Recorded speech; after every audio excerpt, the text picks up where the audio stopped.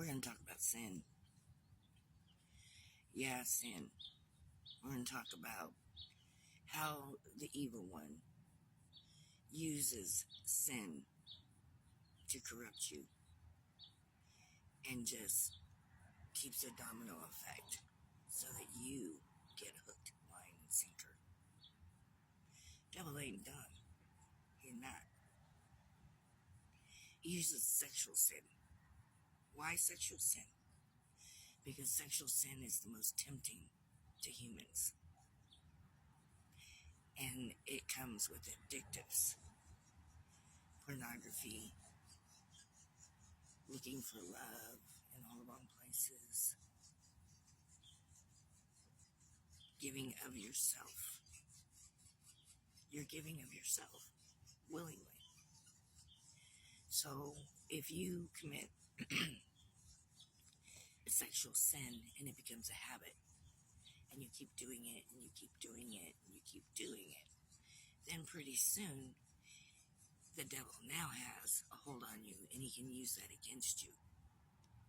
Like in these celebrities cases, now he has a hold on them. They have found out what their sexual sin is, perversion is. It's become a habit now.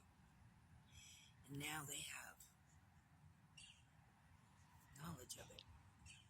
And they use that knowledge of it to cause you to do more sins. To use it to cause you to do more sins. What kind of sins, you say? Well, looking at the celebrity thing, they have taken sexual perversion in every direction they could.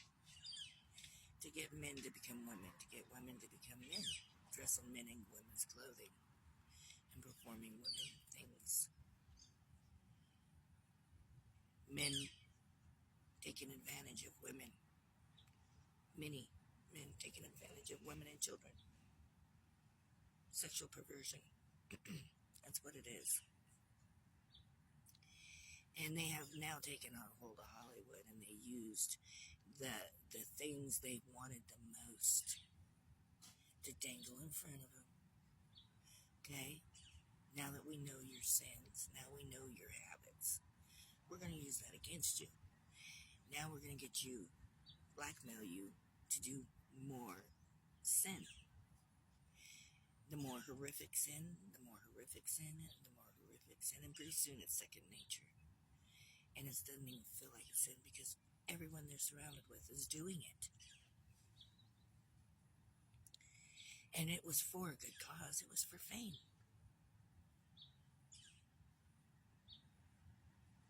But now, like always, the devil gets you hooked, line, and sinker, and then drops the ball on you.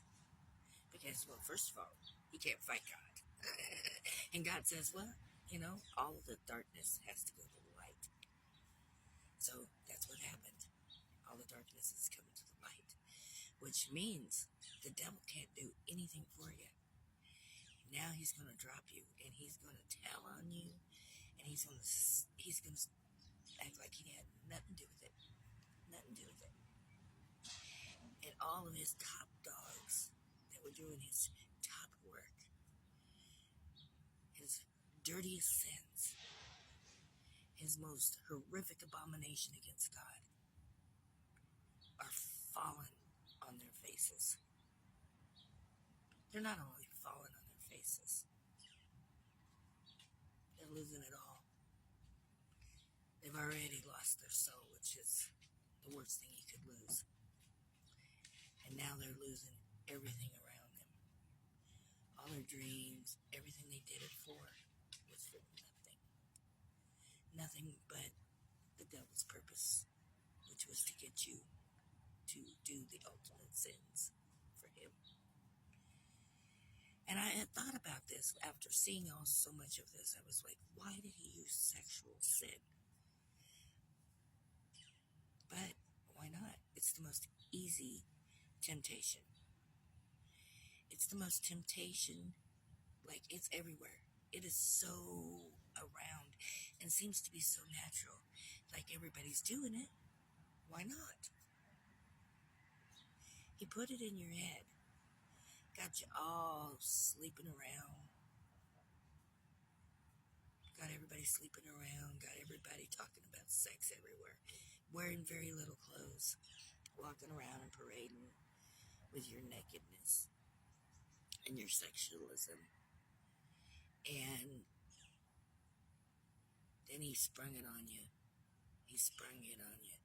Put all these people through the ringer to be your entertainers of sexual things. Right? To be our entertainer of sexual things. Because we've all been guilty of it at one time or another. We have. It becomes okay to have multiple partners. It becomes okay to have sexual affairs. It becomes okay to just go have sex and hurt that person. You can use it as a weapon, having sex.